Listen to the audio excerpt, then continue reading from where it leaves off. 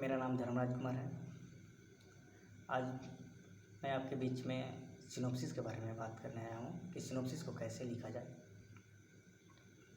मैं अभी फ़िलहाल कुछ दिनों पहले सिनॉप्सिस को सबमिट किया।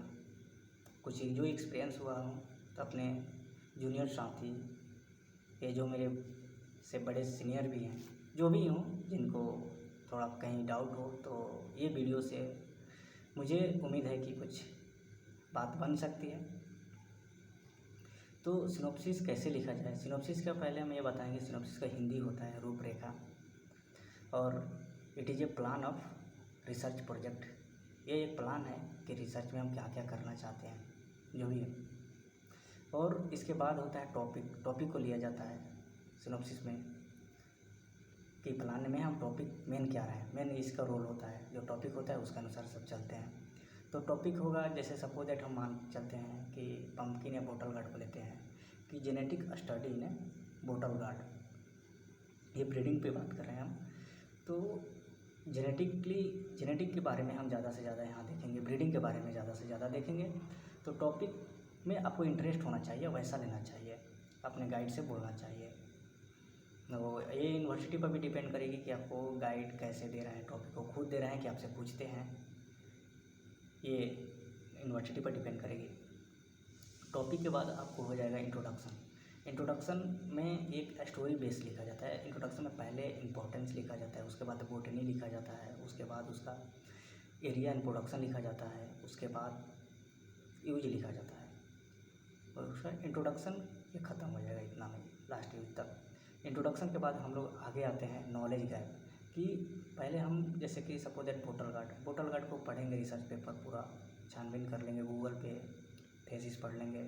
उसके बाद देखेंगे कि कहाँ तक रिसर्च हुई है, क्या क्या रिसर्च नहीं हुई है, तो उसको नॉलेज गैप बोलते हैं। जो रिसर्च नहीं हुई है उसको हम मेंशन करेंगे कि हम इस पे रिसर्च करना चाहते हैं, तो इसको रिसर्च गैप, नॉलेज गैप बोलते हैं। नॉलेज गैप के बाद होता है ऑब्जेक्टिव। ये आपके एडवाइज़र के द्वारा दिया जाएगा कि आप क्या क्या ऑब्जेक्टिव रहेगा। तो ये ऑब्जेक्टिव ही मेन माना जाता है थेसिस में। इसके ही मद्देनज़र रख के आपको रिव्यू लिटरेचर को लिखना है, इसमें सिनॉप्सिस में या थेसिस में। ऑब्जेक्टिव में ये देखा जाता है कि आप क्या प्राप्त किए, ठीक है। इसमें what you want to achieve within frame time, आप क्या प्राप्त किए एक टाइम के अंदर में, अपने रिसर्च में जितना टाइम लगा उसके अंदर में आप क्या क्या देखे, क्या क्या पैरामीटर लिए, सभी चीज़ आपको देखना पड़ता है।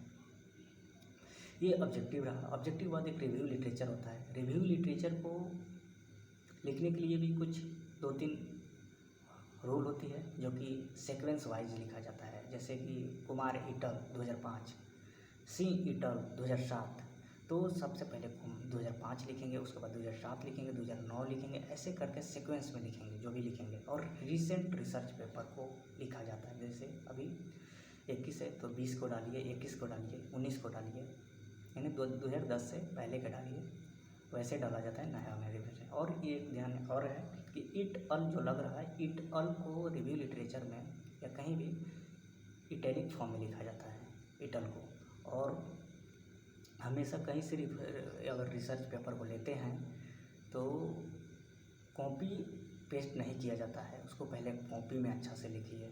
और लिखने से पहले एक ये है कि जैसे सपोज दैट मान के एक एग्जांपल आपके तौर पर बताता हूँ, जैसे कुमार इटल, और उसके बाद जो भी रिसर्च पेपर में है, कुमार इटल का एक रिसर्च पेपर है, और जैसे कुछ भी लाइन से स्टार्ट हो रहा है, जैसे 25 जर्म प्लाज में, तो जो भी है ना 25 जर्म प्लाज विच है examine in ANDUAT Kumarganj Ayodhya, ऐसे करके। तो सबसे पहले इसमें पहले लिखेंगे कंडक्टेड ऑन 25। ये कंडक्टेड ही क्यों लिखेंगे, एग्जामिन भी लिख सकते हैं, इवैल्यूएशन भी लिख सकते हैं, या स्टडीड भी लिखा जाता है।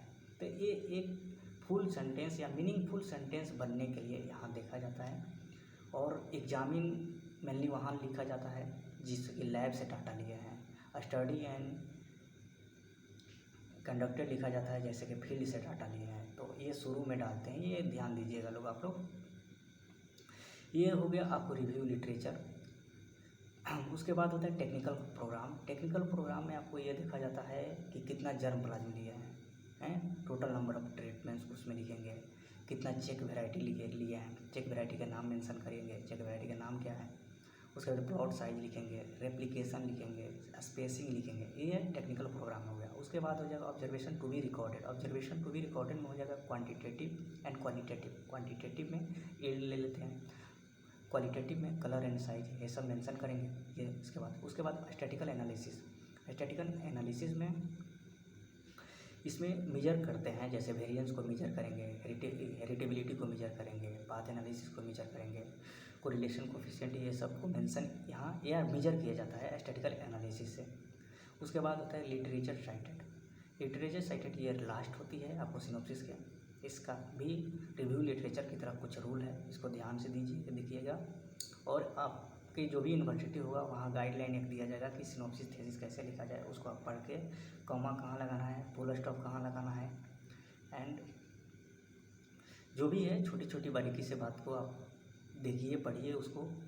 और इसके बाद हम अपने लिटरेचर साइटेड को बता रहे हैं कि रेफरेंस, इसको रेफरेंस भी बोलते हैं। रेफरेंस लिस्ट को बिब्लियोग्राफी बोलते हैं। रेफरेंस लिस्ट को बिब्लियोग्राफी बोलते हैं। बिब्लियोग्राफी या रेफरेंस या लिटरेचर साइटेड हमेशा अल्फ़ाबेटिकली में लिखा जाता है, और इसका पब्लिशर जो नाम लिखा जाता है, मेंशन किया जाता है, उसमें हमेशा इटैलिक फॉर्म रहता है और शॉर्ट कट रहता है, एब्रीविएशन में रहता है पब्लिशर या जर्नलिस्ट नेम।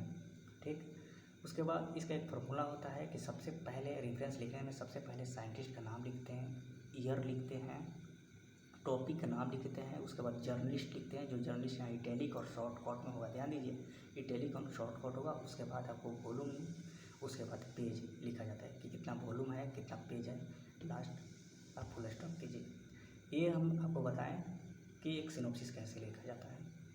3 चीज़ ध्यान दीजिएगा कि बोटेनिक नेम इट अल और जर्नलिस्ट नेम में इटैलिक फॉर्म में हमेशा लिखा जाता है, ध्यान दीजिएगा। इस वीडियो से आप लोग को अगर अच्छा लगी मेरी वीडियो और बेनिफिट हो रही तो मैं इसके लिए सौभाग्य समझूंगा, और अच्छी मेरी वीडियो लगी तो लाइक कर दीजिए, सब्सक्राइब कीजिए। Thank you.